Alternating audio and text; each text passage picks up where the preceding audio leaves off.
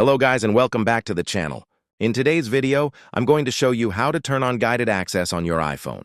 Guided access is a really useful feature that allows you to lock your iPhone to a single app and control which features can be used. It's perfect if you want to avoid accidental touches or if you're giving your phone to someone else temporarily. So without wasting any time, let's get started. First of all, open the Settings app on your iPhone. Now scroll down and tap on Accessibility. You can also use the search bar at the top of Settings and simply type Accessibility to find it faster.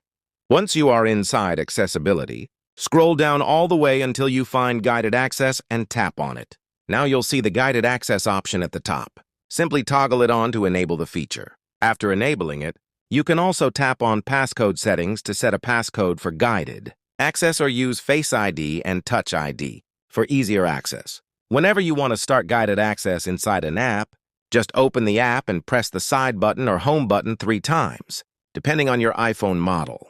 And that's basically it. That's how you can turn on and set up guided access on your iPhone. If this video helped you, make sure to leave a like, subscribe to the channel, and turn on notifications for more iPhone tutorials and helpful tips. Thanks for watching, and I'll see you in the next video.